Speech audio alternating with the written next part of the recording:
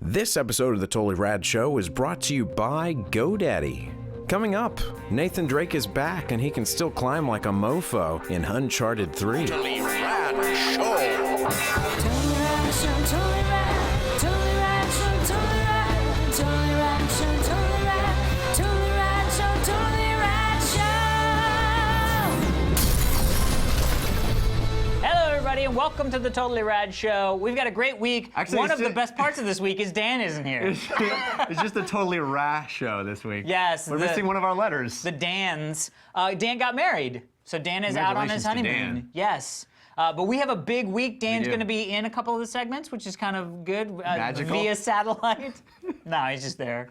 But today, we're actually talking about the massive release from Sony and Naughty Dog, Uncharted 3. That's right. And tomorrow we're talking about movies. We're talking about Tower Heist with Eddie Murphy. Yep. Matthew Broderick. Yep. Bill Stiller. Bill Stiller. Bill Stiller. Bill Stiller, Ben Stiller's twin brother. It's actually just Ben Stiller. He just needed to change his name for tax reasons. Wednesday, we are going to be talking about one of our all-time favorite party games, Wits and Wagers, which, by the way, they've gone gold or whatever they call it in the board game world, and so Yeah. they're going to be giving away a bunch of them on the show. So stick around on Wednesday. Yeah, to it's see pretty more cool of details them to about do that. You're definitely not going to want to miss that episode. And you're not going to want to miss the episode on Thursday Yes. because the day before 11/11/11, we're going to debut our review of Skyrim. Scrim. Oh, Scrim? I think it's pronounced Is it Scrim. Scrim? I think it's Scrim. I don't think you've been playing the right game. Skyrim will be Thursday, so check that out. Correct. And then Friday, we'll be wrapping it all up. Jeff and I had an opportunity to go and talk with James Cameron. Personally. I mean, not as fist bumped personally him. as we would like, but he showed us some footage of the new 3D, I was going to say remake, but it's not. The 3D re-release of Titanic, so you can check out what we think about that. Yeah, it's pretty Surprising. Pretty big week. It's a pretty big week. We got a great background. Yes. Verena Unsen sent this in, and you may remember her from sending in the awesome Dapper Us version Yes, thing she the sent Dapper a while Rads. back. If you want to have your background displayed on our show, send it to fans@totallyradshow.com, and you can get our logo to include on the show in your background by going to our Flickr page, flickr.com/totallyradshow. I don't think it's going to This be is as big it's gonna an be explosion. it's gonna be fizzle. Fizzle.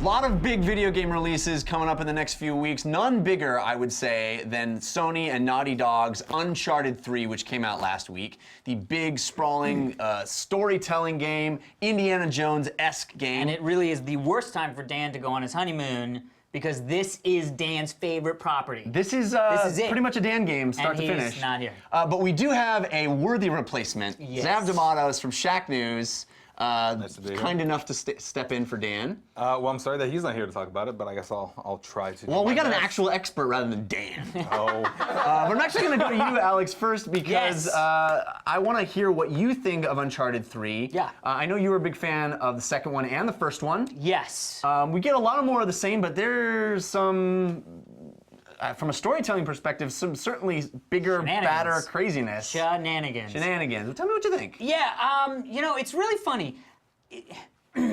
So, great game. I mean, this is a great game. The story in this game, second to none. The voice acting, second to none. They always said that a lot of they mentioned that a lot of the stuff is actually the characters in the room, the actors in the room, sort of ad-libbing things as it goes along, which you really get that feel that this is a real place.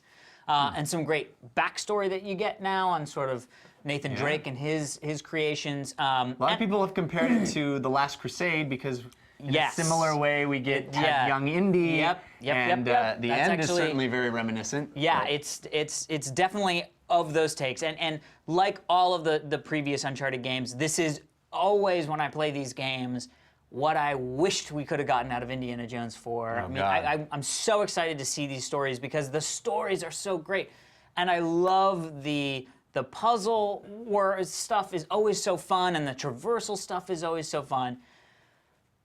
They threw in some of the Arkham City style melee combat, which I really enjoyed. But It's always been a staple of the series. yeah, but now having Hand-in-hand. counters and all this other stuff Yeah. that felt very Arkham City. Maybe it's just because we'd just previously come off playing Arkham City and it was so fluid and so refreshing.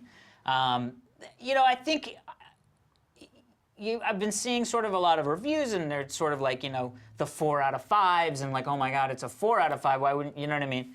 And at the end of the day, I get it, because it's a great game. It's a great experience. I love playing it. I really dislike the combat system. Anytime I have to shoot people with a gun, it's just death over death after death after death. Okay, I finally got through it. Now I can get back to playing that game that I love to play. And so, it is one of those things where it does just sort of almost touch that epic mark of best game in the world. And they added a couple new things, I think, to make it a little bit more, to feel a little bit more alive, but it ended up making it feel really creepy, which is that sort of like weird touch thing that he does, where he tries to interact with the world, but what ends up happening is like he'll touch things like 2 feet outside of them, and then it's just sort of like, why would he do that? And there's a really interesting moment early on where he's walking with 3 other NPC characters, and they're just having this sort of normal walk towards this like garage, and he's like, and I'm like, what the hell are you looking at?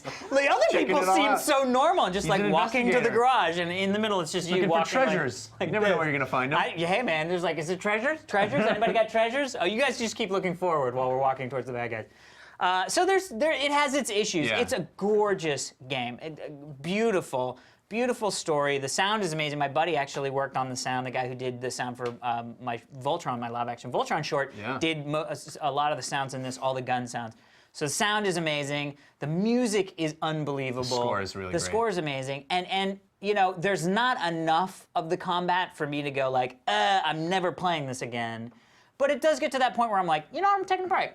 Just gonna take a break. I've died 17 times. I'm gonna take a break. Alex, you and I are in total agreement about the gunplay. And it's just the gunplay. The melee stuff is great. The melee stuff, really quick things. One, I am shocked that a AAA title like this would have so many clearly, blatantly repeated characters. I've beat up that same bald British guy 75 times. Got a lot of brothers. And it's weird to me that it stood out. And like the bar fight early on at the beginning, you're beating up literally the identical hooded It looks like a bad skinhead guy. bar. Yeah. It's weird. And it's so, I was like, why are there like 6 of the same people beating me up? The thing, sorry to interrupt, but the thing that bothered me about that too is that the guy who is sort of a character that you're going to see throughout the series, it looks exactly like the rest of the NPCs that you're fighting. I know. It was weird. It was really weird. Yeah. So that was my only one other. I have big issues with the combat system as well, but I know, Xav, from talking to you, that you didn't feel that way. Well, I know there's right now there's some people who are realizing. I should say that when I played the game, I played it on a PS3 debug and not a retail system, so I don't know if that is any different. It should be the final code. Some people are noticing that there is a lag that's been added to the game. The shooting is different than it was in Uncharted 2, so that is something they have said. Whether or not it's a bug, I'm not sure. But I never had a situation where it really became a nuisance to me, or I ever thought that it was hindering my overall experience. The thing that I love about this series is the writing. Amy Hennig and the team at Naughty Dog do such a great job of telling such an amazing story, bringing you to locales that you would see in big blockbuster movies if they had the budget of like $600 million. You know what I mean? That's the thing, is like, this isn't just one big budget blockbuster movie, it's like 5. Yeah. Well, I wrote the review for Shacknews, and what we tend to do when we write reviews there is to focus on what we thought of the experience and the overall experience. The experience of this game is one of the best adventures that you can go on. Yeah. Better than any movie you've seen this summer. I mean, there are some hiccups and there are some glitches here and there, but overall, I absolutely adored the game from start to finish. Yeah. Yeah. I ended up feeling that way too. I think the second half of this game is far better than the first half of it. I would agree. I think everything from sort of the boat stuff on is like where the game kicks into high gear, and it's like the level of spectacle that you're getting. It blows away anything you would have gotten from summer and movies. that cruise section, that is up there with what you were getting in Uncharted 2. I mean, some people were saying like, well, it sort of just meets what you do in Uncharted 2, and I was like, dude, are you kidding me? I think from a storytelling perspective, as a storytelling game, this is the best version of that has ever been put, including this game's predecessors. Yeah, I think absolutely. It knocks them down. How we are familiar with these characters now, how familiar they are with each other, like, it really is. It does feel like that Indiana Jones movie that I've always wanted to experience by being in it. Yeah. And even down to the part of like, spiders, why did it have to be spiders? Type of, Yeah. The thing that I was constantly reminded of when I was playing the game is that there are very few games that I'll play that will continuously surprise me as I'm playing. And you get to a new level, you get to a part in the game where you are on a cargo ship or cargo plane. Yeah. And then you think it's going to be a gosh. regular level, and then it's like a 10-minute long level, and it is the craziest stuff you've ever seen in the game. And it's the thing that I love about it too, it's not a bunch of QT, like there are QTE moments in the game, but everything that you would see in the game that would be a cutscene, like flying through the air after a plane explodes, is a cutscene in the game. In this one, you can actually move Nathan Drake and actually aim for stuff. That stuff is awesome, and I love the spectacle that this game includes. I mean, we haven't even talked about like co-op and multiplayer. I don't know if you guys got into that. Yeah, well, we had a buddy that got really into Uncharted 2's multiplayer, but again, the thing for me is because I don't enjoy the shooting aspect of the game. So this is something like franchise-wide. You just I've never really enjoyed that. The way that they handle it, I always feel like I'm sort of. It's weird. There are moments where it's the big open sort of area moments where you kind of have to like figure out how to puzzle it. You know what I mean? It's the funny thing is, there's no thing that Drake encounters that can't be solved by climbing. Oh, of course. The solution to every problem is to climb. Is and I wonder if that actually would be in real life. If you could actually climb like that, I wonder if you really could just get around everything by Probably. climbing. I'm not in debt anymore. I just climbed over it. That's how it works. I went to the bank. They asked me for money. I just started climbing the over wall. the And the building, next thing you know, they were like, "Where'd he go? Wasn't he just right This will here?" just delete his balance. Yeah, I know, but so for me, the stuff, the co-op stuff, I didn't get into much. We played some at some of the conventions as it was coming along, but the multiplayer stuff, it was really hard for me to get into that stuff. I tried with Uncharted 2, but mainly because I don't find it as responsive as some of the other multiplayer games that I'm going to play as specifically as multiplayer shooters. I like the multiplayer in Uncharted, and I liked it here in Uncharted 3. But when I'm doing those things in the context of this amazing story that I'm absolutely wrapped up in, I don't want to be doing this. Every time I had to shoot, I want to just get past that sequence and move on. And I wasn't having fun, and it was a sort of narrative dissonance that needed to happen for me to even buy that this was required of him. Like, we're asked to care about certain main characters living or dying when he's mowing down hundreds of people on his way. Yeah, he's kind of a psychopath. Yeah, but then at a certain moment, it's like, no, I'll save. It's like, But I love the fact that there seems to be more puzzles in this one than they've ever had, and more interesting puzzles, I think, than they've ever had. And they kind of tease you or tell you how to solve them in very smart ways. Right. Yeah. It's not so one-to-one. It's not telegraphed. Yeah. There's some really great stuff in it. And the one thing, for people who are thinking about playing the co-op, it actually continues the story of Uncharted 2 a little bit. You see some Uncharted 2 characters come back in the co-op, which I really liked. But I would recommend people not play that until they're finished the actual single player, because it ruins some of the locations. Got it. It's a beautifully paced story. Yeah, and to me, again, it's one of those things where the combat system, especially the shooting combat system, it really is so few and far between in this game. It's surprisingly few I and think far it's a between. lot of it. But it's enough for me. The other thing is when you're running down a hallway and people are popping out and sort of this, pop and shoot, I'm sort of okay with that. It's really the open world, like I don't even know where I'm getting shot from. Arena stuff, yeah. The arena stuff that I don't like. And that doesn't happen, it happens enough, but you get a great progression of the game without that. Yeah. So that it really does become, this game is so worth playing through those parts for me. I absolutely. mean, it's just such an amazing It's story better experience. than most films ever, and it's really a shame. I can't wait to yeah. hear what Dan thinks of it, because there are so many little homages. Like, did you notice the shot from the Bourne Ultimatum of like following him through the window? Yeah, it rolls through. Yeah. I mean, that chase sequence that happens in Yemen is one of the most thrilling moments. And in most games, it would be a QTE, and it is basically a QTE, but they managed to pull it off within the construct of the game mechanics. And also, we're talking about an action game that's very focused on being an action title, and you don't actually pick up a weapon until the third chapter. Yeah. It's crazy. It's a great storytelling title. I think it's a must-play if you have a PS3. Oh, 100%. All right, everybody, be sure to stick around. We're going to be answering one of your Twitter questions right after this. But first, we want to thank our sponsor, GoDaddy.com. Get reliable, secure web hosting without the long-term contracts. GoDaddy's hosting plans are bigger and better than ever, with 99.99% uptime, free 24/7 support, no annual commitment. And remember, you can download the GoDaddy free iPhone, Android, or BlackBerry app, order domains right from your phone, Man, it's your current humans. Something's happening. Hormure.